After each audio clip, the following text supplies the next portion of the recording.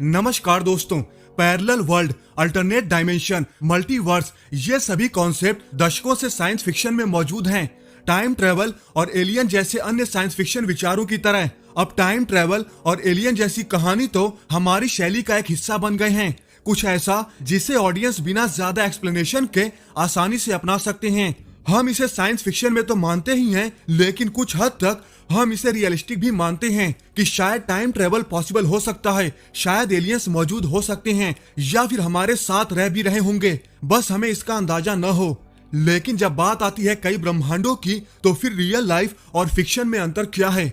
आज की इस वीडियो में हम इसी सवाल के जवाब को जानने की कोशिश करेंगे कि फिक्शन में मल्टीवर्स का क्या मतलब है और रियलिटी में इसका क्या मतलब है। तो दोस्तों, मल्टीवर्स किसी दिए गए टोटल रियलिटी में सभी पैरेलल यूनिवर्स के लिए सामूहिक शब्द हैं, जो फिक्शन के मामले में आमतौर पर इसके क्रिएटर द्वारा चित्रित पूरी दुनिया होती है। ये क्रिएटर एक व्यक्ति हो सकता है, जैसे टेरी प्रेचेट, जिनके डिस्क वर्ल्ड नॉवेल्स कभी कभी मल्टीवर्स का यूज करते हैं, या विशाल कंपनी भी हो सकती है, जैसे मल्टीवर्स स्टोरी टेलिंग में दो मौजूदा कंपनी मार्वल और डीसी हैं। असल में इसके पीछे एक प्रैक्टिकल रीजन होता है। For example, super hero comic books में हम कॉन्टिन्यूटी की एक सेंचुरी के करीब पहुंच गए हैं। इतने सारे अलग अलग लोगों के इतने लंबे समय तक इतने सारे कॉमिक्स और स्टोरी लाइन पर काम करने और अक्सर एक दूसरे के साथ संघर्ष करने वाली स्टोरी लाइन को देख देख कर दर्शक बोर हो चुके हैं। मल्टीवर्स यानी अलग अलग ब्रह्मांड उन सभी अलग अलग विचारों को नए सिरे से नए तरीके से पेश कर दर्शकों को फिर से लुभाने में कामयाब हुए हैं। हालांकि ये तो सिर्फ क्रिएटर की सोच थी, लेकिन आपको बता दें कि मल्टीवर्स केवल कल्पना में ही मौजूद नहीं है, न ही केवल काल्पनिक दुनिया में समस्याओं को सुलझाने के लिए मौजूद हैं। वे हमारे वास्तविक ब्रह्मांड में समस्याओं को सुलझाने का एक तरीका भी हो सकते हैं। जैसे कि हमारे पास करंट में एवरीथिंग के बारे में यूनिफाइड ग्रैंड थियरी के अभाव जैसी समस्याएं, थियोरेटिकल फिजिक्स में मल्टीवर्स और इसी तरह के विचार थियरीज ऑफ एवरीथिंग के परिणाम स्वरूप उभरते हैं।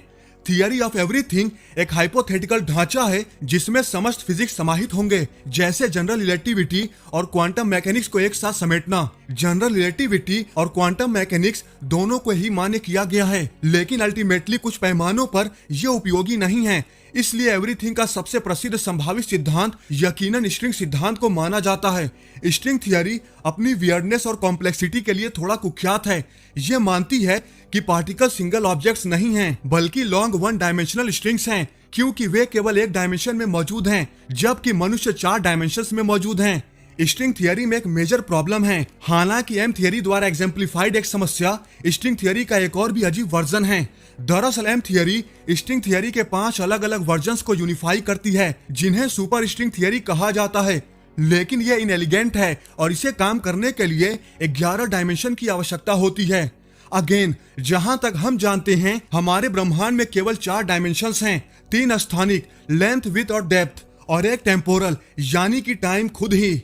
जबकि 4 या 5 स्थानिक डायमेंशन ऐसे विचार हैं जिनके बारे में हम एक हद तक सिद्धांत बना सकते हैं, लेकिन जब हम उनमें से 11 तक पहुंचने की कोशिश करते हैं तो चुनौती समझ से परे हो जाती हैं। ये केवल स्ट्रिंग थियरी ही नहीं है जो ऐसे विचारों की ओर ले जाती हैं। यहाँ तक कि कॉस्मिक इन्फ्लेशन, जिसके बारे में हम जानते हैं कि ये घटित हो रही है, पैरेलल यूनिवर्स के निर्माण के पीछे एक पोटेंशियल ड्राइविंग फोर्स भी हो सकता है। शायद बिग बैंग इतना शक्तिशाली हो सकता है। ये अंतहीन इन्फ्लेशन विभिन्न बबल यूनिवर्स का निर्माण भी कर सकती हैं, जो सभी अपने तरीके से विस्तारित होते हैं, जिसमें सब कुछ बिग बैंग की प्रारंभिक सिंगुलैरिटी से आता है। लेकिन ऐसा लगता नहीं है कि हम कभी इन दूसरे बुलबुलों में से किसी एक तक पहुंच पाएंगे, और शायद यही वजह है कि हर चीज के सिद्धांत को बनाने में इतना समय लग रहा है, क्योंकि हम वर्तमान में इन अलग अलग ब्रह्मांडों को ध्यान में नहीं रख पा रहे हैं, चाहे वो हमारे अपने ब्रह्मांड से अलग हो या उनसे जुड़े हों।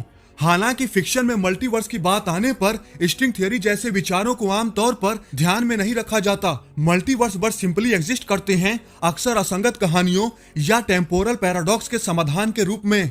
टाइम ट्रेवल द्वारा पैराडॉक्स क्रिएट करने के बजाय किसी भी डिफरेंसेस को ध्यान में रखते हुए एक पैरेलल यूनिवर्स बनाया जाता है, जिसमें हम एक पोर्टल के थ्रू किसी दूसरे ब्रह्मांड में आसानी से जा सकते हैं और वहां अपने ही वेरिएंट से मिल सकते हैं या फिर उसे मार भी सकते हैं। हालांकि मल्टीवर्स में ट्रेवल करने के बाद ओरिजिनल यूनिवर्स या ओरिजिनल टाइमलाइन पर वापस जाना बहुत सारी समस्याओं को जन्म दे सकता है। तो इस तरह कल्पना और वास्तविकता दोनों में अनंत संभावनाओं के साथ संभवतः अनंत मल्टीवर्स हैं। कभी कभी कल्पना में समानांतर ब्रह्मांडों को फिजिक्स के समान नियमों का पालन करने की भी आवश्यकता नहीं होती, लेकिन क्या वही वास्तविकता में भी सच हो सकता है? वास्तविक जीवन में कोई फिक्शन ऑथर्स नहीं हैं जो वास्तव में जानते हों कि चीजें कैसी होंगी और घटनाएं एक दूसरे से कैसे आगे बढ़ेंगी। इसको देखने में सक्षम होने के लिए आपके पास किसी देवता का ज्ञान होना चाहिए। दोस्तों, ये भी तथ्य है कि काल्पनिक मल्टीवर्स अक्सर समय यात्रा से बंधे होते हैं।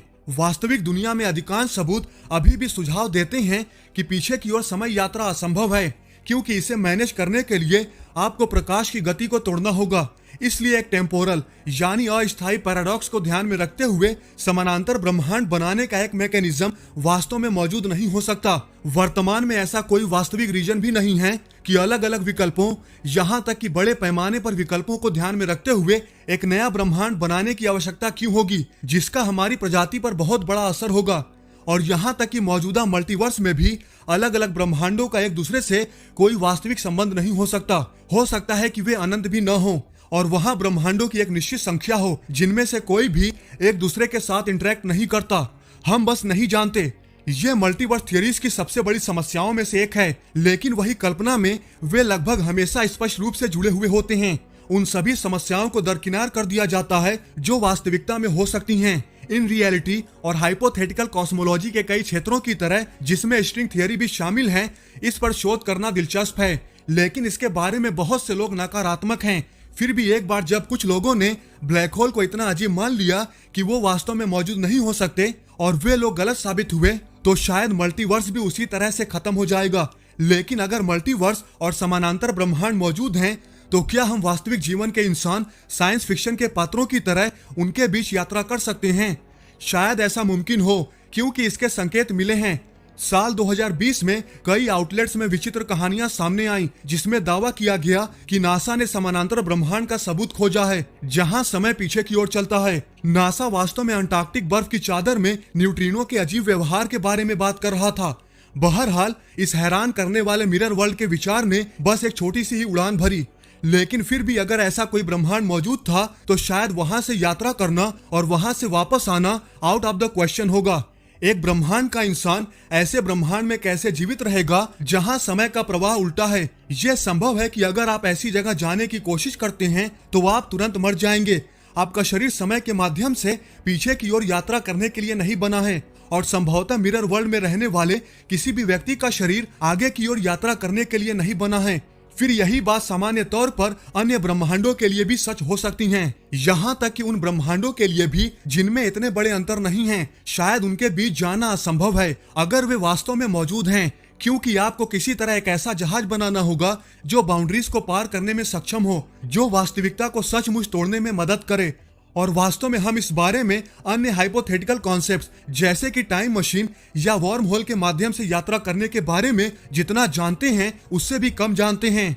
और अंत में, इन फैक्ट नॉट फिक्शन, कई सिद्धांत बताते हैं कि समानांतर ब्रह्मांड हमारे अपने नॉर्मल बैरियोनिक मैटर के बजाय एक्सोटिक मैटर से बनाए जाएंगे। और इसका मतलब ये हो सकता है कि हम इन दुनियाओं के साथ फिजिकली उपयोगी नहीं हैं। साथ ही अन्य समस्याएं भी हैं, जैसे कि भले ही हम एक समानांतर ब्रह्मांड तक पहुंचने में सक्षम हो और भले ही इससे हमें कोई नुकसान न हो, फिर क्या होगा अगर उस समानांतर दुनिया में कोई बुद्धिमान प्रजाति न हो? क्या होगा अगर बुद्धिमान प्रजातियां उस मार्ग से बहुत दूर हैं जिससे हम उनकी दुनिया में पहुंचे? हम पहले से ही अपने ब्रह्मांड में बुद्धिमान जीवन के अन्य एग्जाम्पल नहीं खोज पाए हैं, तो क्या वास्तव में संभावना है कि हम इसे किसी दूसरे ब्रह्मांड में खोज पाएंगे? और सबसे अहम सवाल कि क्या मल्टीवर्स सिर्फ साइंस फिक्शन है या फिर यह अभी भी एक सच्ची वास्तविकता हो सकती है? आखिरकार जहां तक हम जानते हैं, वर्तमान में मल्टीवर्स के अस्तित्व को साबित करने का कोई वास्तविक तरीका नहीं है। और अगर हमारा ब्रह्मांड और कोई दूसरा ब्रह्मांड कभी टकराता है, तो इस बात की संभावना है कि दोनों में से कोई भी इस मुठभेड़ में बच नहीं पाएगा। वैसे आप लोग इस बारे में क्या सोचते हैं? हमें कमेंट करके जरूर बताएं। तो दोस्तों, आज की इस वीडियो में बस इतना ही। आई होप आपको ये वीडियो जरूर पसंद आई होगी।